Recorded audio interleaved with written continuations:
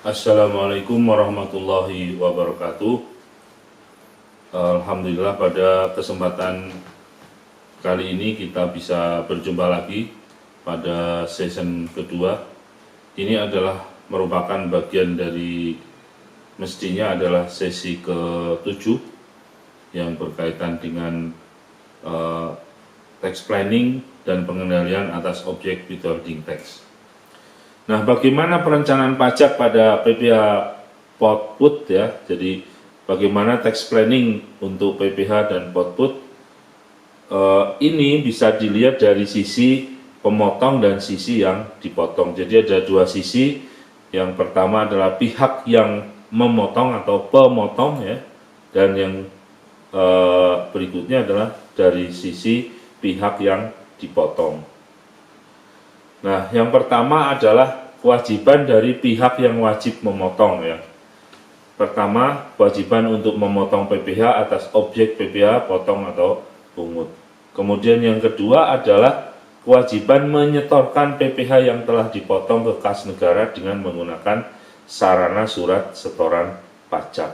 Dan yang ketiga adalah kewajiban melaporkan PPh yang telah dipotong dan disetor tersebut ke kantor pelayanan pajak dengan menggunakan SPT massa. Jadi potong ya, kemudian setor dan lapor. Jadi ada 3 tadi ya, di pengantar sudah saya sampaikan. Nah, kemudian hal-hal yang harus diperhatikan untuk menghindari sanksi pajak ya, terkait kapan saat terutangnya PPh potong dan pungut tersebut. Kemudian jadi pertama adalah kita untuk menghindari sanksi pajak, yang pertama adalah kita harus tahu kapan saat terutangnya PPh Potput tersebut. Yang kedua adalah apa saja yang merupakan objek PPh Potput ya, dan berapa tarifnya. Jadi kita harus menguasai apa objek dari PPh Potput serta berapa tarifnya. Kemudian kapan PPh Potput harus dibayarkan ke kas negara. Jadi kapan terutang, apa saja objeknya, kemudian kapan harus dibayar ke kas negara. Kemudian kapan PPh yang telah dipotong tersebut harus dilaporkan ke KPP, ke kantor pelayanan pajak. Kemudian apa saja sanksi yang terkait dengan ketiga kewajiban tersebut. Yang pertama adalah kita bahas kewajiban pihak yang dipotong ya. Kalau tadi adalah kewajiban dari pihak yang memotong, maka sekarang adalah kewajiban pihak yang dipotong. Objek PPh Potput ini adalah yang bagi pihak yang dipotong itu mempunyai hak pengkreditan ya. Jadi makanya yang perlu ditegaskan adalah karena ini bisa dikreditkan, maka harus didukung dengan bukti potong asli. Jadi teman-teman kalau menjadi pihak yang dipotong, maka harus meminta bukti potong yang asli. Karena apa? Karena ini menjadi kredit pajak di PPh dari orang yang dipotong atau pihak atau WP yang dipotong. Kemudian yang berikutnya harus perhatikan adalah tahun pengkreditan harus sama dengan tahun yang tertera pada bukti potong. Jadi kalau tahunnya berbeda, maka tidak boleh. Jadi makanya kalau misalnya tahun 2020 ya bukti potongnya juga berkaitan dengan tahun 2020. Kemudian yang berikutnya adalah jenis pajak yang tercantum pada bukti potong dan SSP itu harus benar. Jadi misalnya PPh pasal 23, PPh pasal 22 atau PPh final gitu ya, itu harus dengan SSP-nya nyambung. Jadi karena apa?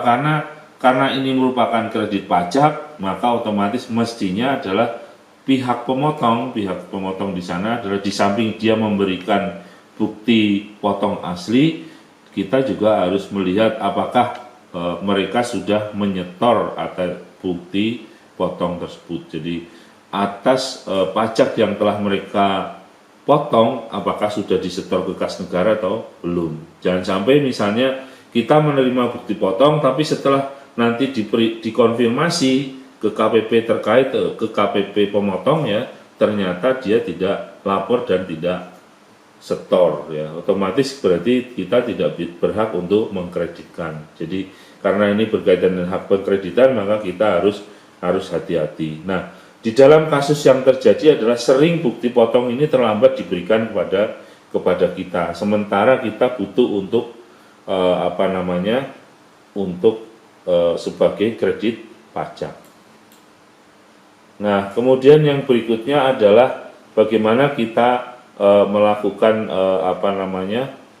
kontrol atas PPh Potput ya. Jadi jangan sampai Potput yang kita lakukan itu tidak terdeteksi bahwa oh ini tidak dipotong atau belum dipotong. Nah, salah satu caranya adalah kita membuat rekonsiliasi atau ekualisasi antara objek pemotongan dan pemungutan ya PPh dengan dengan biaya-biaya yang ada di dalam perusahaan ya. Jadi rekonsiliasi objek PPh Potput bagi perusahaan selaku pemotong ya. Jadi cara membandingkannya adalah objek PPh Potput tersebut berdasarkan angka yang tertera di dalam laporan keuangan dengan dasar pengenaan pajak yang telah dilaporkan dalam SPT Masa. Jadi gini, rekonsiliasi atau ekualisasi objek PPh Potput itu kemudian kita ekualisasikan atau kita rekonsiliasikan dengan dengan objek-objek yang kira-kira berkaitan dengan itu yang ada di dalam laporan keuangan perusahaan gitu ya, baik itu di rugi laba maupun di neraca. Misalnya Misalnya ada biaya sewa gitu kan. Biaya sewa berarti sewa apa gitu kan. Kalau itu sewa tanah dan atau bangunan, sewa kantor atau sewa rumah, berarti harus diekualisasi dengan objek PPh final. Kalau itu berkaitan dengan sewa alat, sewa mesin dan sebagainya, maka harus dibandingkan dengan objek yang berkaitan dengan biaya sewa alat atau sewa mesin yang ada di laporan keuangan, kemudian kita bandingkan dengan objek PPh pasal 23. Kira-kira seperti itu. Jadi harus ada, kita itu sebagai sarana untuk kontrol ya. Nah, kemudian kalau misalnya terjadi hasil rekonsiliasi objek Potput dengan biaya yang ada di laporan keuangan, berarti ada objek yang belum kita kenakan. Nah, kita kenakan supaya jangan sampai kita kena sanksi. Nah, kemudian bagi rekonsiliasi objek pemotongan pemungutan bagi yang dipungut ya, bagi perusahaan selaku pihak yang dipotong ya. Ya ini sama juga gitu kan, karena ini juga bagi kita merupakan kredit pajak. Nah, kita bandingkan dengan misalnya dengan penghasilan kita gitu ya. Jadi kalau dalam proses audit pajak, dalam proses pemeriksaan gitu kan, bukti potong ya, bukti pungut PPh pasal 23, PPh pasal 22 dan seterusnya gitu kan. Bagi seorang pemeriksa ketika melakukan pemeriksaan penjualan, maka salah satu caranya adalah dengan membandingkan antara bukti potong kemudian di close up dibandingkan dengan penjualan gitu ya. Nah, ini adalah salah satu cara untuk atau teknik supaya jangan sampai ada penjualan yang kita lakukan, pemberian jasa yang kita lakukan tapi tidak dilaporkan di dalam peredaran usaha. Oke, kita lanjutkan lagi. Nah, selanjutnya adalah langkah-langkah ataupun langkah pokok perencanaan pajak atas transaksi withholding tax. Pertama adalah mengusahakan efisiensi pajak atas transaksi Potput yang tidak melanggar ketentuan undang-undang. Kemudian mematuhi ketentuan administratif supaya terhindar ya, tujuannya adalah supaya terhindar dari denda, pidana dan penjara. Kemudian yang ketiga adalah melaksanakan secara efektif ketentuan undang-undang pajak terkait pelaksanaan transaksi, pemotongan dan pemungutan. Kemudian yang keempat adalah memastikan ada tidaknya SKB PPh pasal 22 ya, atau PPh pasal 23 gitu ya. Jadi kalau memang ada SKB, maka SKB tersebut dilampirkan supaya surat keterangan bebas ya, surat keterangan bebas pemotongan PPh pasal 22 atau 23 gitu ya, supaya supaya tidak keluar cash flow gitu, uang untuk membayar pajak gitu ya. Jadi kalau memang ada SKB ya sudah, tidak usah dipotong. Tapi kalau tidak ada SKB kita juga harus memotong. Kenapa? Karena nanti ada sanksi kalau tidak dipotong. Kemudian yang berikutnya adalah nomor 5, memastikan ada tidaknya SKB PPh pasal 23. Jadi ternyata di sini dipisah ya. Jadi ada tidaknya SKB PPh pasal 22, yang ketiga, yang kelima ini adalah memastikan ada tidaknya SKB PPh pasal 23 ya, yang disampaikan oleh pemberi jasa sehingga terbebas dari kewajiban pemotongan PPh pasal 23. Jadi kesimpulannya apa? Kesimpulannya kalau ada surat keterangan bebas pemotongan PPh pasal 23, maka pada saat kita melakukan transaksi dengan orang yang mempunyai WP wajib pajak yang mempunyai SKB tersebut, kita tidak perlu memotong. Caranya otomatis setiap transaksi kemudian dilampiri dengan bukti bahwa dia itu memang tidak dipotong. Jadi ada surat keterangan bebas PPh pasal 23. Nah, yang keenam adalah mempertimbangkan adanya keuntungan pajak ya, tax and benefit ya. Jadi biaya pajak ya, tax cost dalam setiap transaksi yang menyangkut jasa pihak ketiga yang menjadi beban perusahaan. Kemudian yang ketujuh adalah memperhitungkan adanya prinsip taxable dan deductible dalam membebankan pengeluaran yang menyangkut transaksi pemotongan dan pemungutan. Jadi ini kita bandingkan kalau misalnya yang kita keluarkan itu harus kalau memang dipotong pajak ya berarti harus bisa dibiayakan. Kemudian memperhitungkan biaya fiskal sesuai dengan pasal 6 Undang-Undang Nomor 36 Tahun 2008 dan pengecualian sesuai pasal 9 Undang-Undang Nomor 36 Tahun 2008 yang memengaruhi perhitungan penghasilan neto fiskal.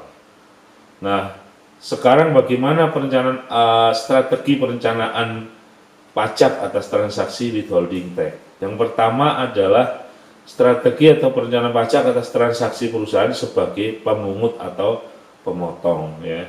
Yang pertama adalah identifikasi jenis transaksi, kemudian identifikasi transaksi usaha yang dikecualikan dari pemotongan dan pemungutan gitu kan. Yang berikutnya adalah pastikan bahwa biaya yang dikeluarkan adalah bisa dijadikan expense ya.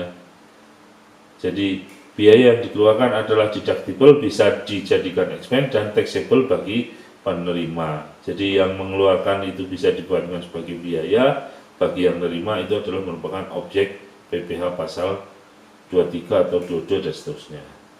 Kemudian yang berikutnya adalah apabila pihak ketiga tidak bersedia menanggung PPh withholding tax, maka apa yang harus dilakukan? Ya kita harus membuat atau metode markup. Artinya apa? Artinya transaksinya itu disebutkan, misalnya katakanlah misalnya ada sewa alat 100 juta. Nah, pertanyaannya adalah 100 juta itu termasuk pajak atau enggak? Kalau kemudian pihak ketiga yang menyewakan itu bilang bahwa saya tahunya bersih 100 juta, maka otomatis harus kita tambah bahwa 100 juta itu tidak termasuk pajak gitu ya. Sehingga apa? Sehingga sewa kita naikkan, nah sehingga ketemu angka misalnya 102% ya. 102%-nya itu ketemu, nah 100%-nya adalah 100 misalnya seperti itu gitu ya. Berarti 102%-nya 100 tambah 2% misalnya. Jadi harus di markup, ditambah. Kenapa? Karena dia tahunya bersih. Makanya inilah perlunya perjanjian ya. Jadi di dalam perjanjian itu harus ada kejelasan. Nah, kemudian ini bagi kelanjutannya ya, optimalkan pengkreditan ya atas PPh withholding yang telah dipungut oleh pemotong atas penghasilan yang dikenakan objek. Jadi karena ini adalah uang ya, bisa dikreditkan, maka kita harus mengoptimalkan. Jangan sampai karena kita ketinggalan, kemudian kita tidak memperoleh bukti potongnya gitu ya, kita tidak bisa mengkreditkan. Kemudian lakukan rekonsiliasi atau ekualisasi antara SPT withholding tax dengan PPh badan ya, dengan biaya-biaya yang ada di dalam PPh badan ya.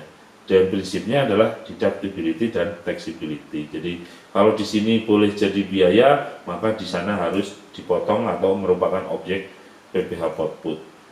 Kemudian yang berikutnya adalah identifikasi secara benar objek PPh final ya, yang menyangkut pembebanan penghasilan dan biaya apabila merupakan bagian parsial dari penghasilan dan beban usaha. Nah, kemudian strategi perencanaan pajak atas transaksi perusahaan pihak yang dipungut atau dipotong ya. Jadi sama sebenarnya ya, prinsipnya sama, cuman kalau pihak yang memotong itu berarti pihak yang membayar ya. Kalau pihak yang membayar berarti nanti jadi biaya atau jadi expense. Sebaliknya bagi pihak yang dipotong ya atau dipungut berarti dia adalah pada saat menerima pembayaran berarti pembayarannya dikurangi dengan PPh output tadi. Nah, ini berarti berkaitan dengan apa? Penerimaan jasa atau penghasilan gitu ya. Makanya apa? Pertama adalah identifikasi jenis penghasilan yang pajaknya dipungut oleh pemberi kerja atau penerima jasa baik yang sifatnya PPh final, withholding tax dan dikreditkan gitu ya. Karena ini bisa dikreditkan maka harus jelas di sini, bisa dikreditkan. Nah, caranya apa? Harus memperoleh tadi bukti potong atau bukti pungut withholding tax. Kemudian lakukanlah sinkronisasi dengan masa pembebanan beban usaha gitu ya. Jadi kalau misalnya penghasilan itu diakui di tahun 2020 ya, maka bukti potong withholding tax tersebut juga berkaitan dengan tahun 2020 supaya apa? Supaya sinkron antara apa? Antara PPh yang dipotong dengan penghasilan yang kita terima. Nah, kemudian apabila atas pengkreditan PPh yang dipungut itu mengakibatkan lebih bayar ya, maka kita harus ingat ya, berarti kalau misalnya lebih bayar berarti kita harus siapkan bahwa kita akan dilakukan pemeriksaan pajak gitu ya. Nah, di sini dicatat di pos neraca pajak dibayar di muka dan tidak dikreditkan di akhir tahun untuk menghindari tindakan pemeriksaan. Bisa saja ya atas kredit pajak sebagian tidak dikreditkan supaya tidak lebih bayar gitu ya. Kalau toh misalnya harus lebih bayar berarti kita siap-siap untuk dilakukan pemeriksaan. Nah, kita bahas satu persatu ya jenis pajak yang dipungut di PPh pasal 22. Saya kira kita cepat saja ya karena ini ini udah biasa kita lakukan ya. PPh 22 ada PPh 22 impor, ada PPh 22 bendaharawan, ada juga badan tertentu yang harus memotong PPh pasal 22. Nah, kemudian PPh pasal 23 ya. PPh pasal 23 ini ada jasa di sini ada PPh pasal 23 ini dividen, bunga, royalti, hadiah, penghargaan, sewa dan seterusnya. Kalau di PPh pasal 23 di undang-undang itu adalah dividen, bunga gitu ya. Bunga bagi kalau kita membayar bunga bukan kepada pihak bank. Kemudian sifatnya PPh 23 adalah pemotongan ya. Kemudian pemotongnya adalah siapa? Badan pemerintah, subjek PPh dan badan ya, BUT dan sebagainya. Saya kira cukup ya untuk pembahasannya ya. Kemudian untuk PPh final ya, ada PPh final atas pengalihan sewa atas bukan pengalihan ya, tapi sewa atas tanah dan atau bangunan gitu ya. Kemudian juga ada penjualan tanah gitu ya. Jadi kalau kita menjual maka harus memotong PPh final. Kemudian kalau kita membeli berarti PPh-TB yang menjadi beban dari menjadi pajak daerah. Seperti itu. Jadi kemudian untuk PPh pasal 26 sebenarnya adalah mengatur tentang pemotongan atas penghasilan yang bersumber dari Indonesia yang diterima atau diperoleh wajib pajak luar negeri selain bentuk usaha tetap. Ya, tarifnya adalah 20% ya. Ingat bahwa kalau misalnya pemotongan tarifnya bukan 20% ya, atau sesuai dengan perjanjian penganggaran pajak berganda, maka bagi pihak yang dipotong harus memberikan surat keterangan SKD ya, surat keterangan domisili ya. Kalau tidak memberikan itu maka tidak bisa berlaku tarif tax treaty ya. Jadi ini ada misalnya tarif PPh pasal 26 20% untuk setiap penghasilan yang dikenakan PPh pasal 26 atau sesuai dengan persetujuan penghindaran pajak berganda. Jadi kalau misalnya kita membayar sesuatu, misalnya membayar bunga kepada wajib pajak luar negeri gitu kan, nah kita lihat wajib pajak luar negerinya di mana gitu kan. Nah, kemudian kita lihat lagi bahwa antara Indonesia dengan negara tersebut ada nggak perjanjian tax treaty. Kalau misalnya ada, ya, perjanjian penghindaran pajak berganda antara Indonesia dengan negara tersebut, maka supaya bisa diterapkan kita memotong tarifnya bukan 20% tapi tarif sesuai dengan P3B, maka syaratnya adalah wajib pajak tersebut harus melampirkan surat keterangan domisili atau SKD. Nah, demikian, jadi kesimpulannya adalah bahwa PPh Output ini sebenarnya bisa dipakai bagi kita, ya, untuk apa? Untuk untuk jangan sampai kita membayar lebih besar dari yang seharusnya, maka itu harus efisien, kemudian bisa dikreditkan, gitu kan.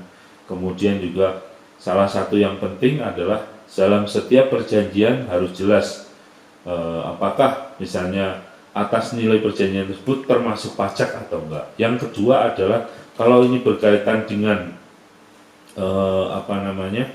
berkaitan dengan PPh pasal 23, ya, misalnya pemeliharaan dan sebagainya, maka harus dipisah antara spare part dengan jasanya. Kemudian yang terakhir adalah kalau itu berkaitan dengan PPh berkaitan dengan biaya iklan atau biaya promosi, maka dalam setiap biaya promosi itu harus ada daftar nominatif kepada siapa dan sudah dipotong PPh 23-nya atau belum. Nah, ini yang penting, ya, dan itu harus dilampirkan di SPT tahunan. Kalau misalnya ada biaya promosi, ada biaya iklan, gitu kan, tapi kemudian walaupun sudah dipotong PPh output tapi belum dilaporkan di dalam atau dibikin daftar nominatif sebagai lampiran SPT tahunan, maka atas biaya tersebut dikoreksi. Nah, ini kan sayang sekali karena ketidaktahuan ataupun ketidaktelitian kita, akhirnya apa? Seluruhnya dikoreksi atas biaya promosi tersebut. Sama juga tadi misalnya, kalau misalnya biaya pemeliharaan itu terjadi dua, ya, spare part dan jasa, kalau tidak disebutkan maka pihak otoritas pajak akan menghitung misalnya tarifnya adalah 2% dari seluruh pengeluaran tersebut. Tapi kalau dipisah, baik itu di perjanjian, invoice, kwitansi dan sebagainya, maka PPh pasal 23 dihitung dari jasanya saja. Demikian, terima kasih. Wassalamualaikum warahmatullahi wabarakatuh.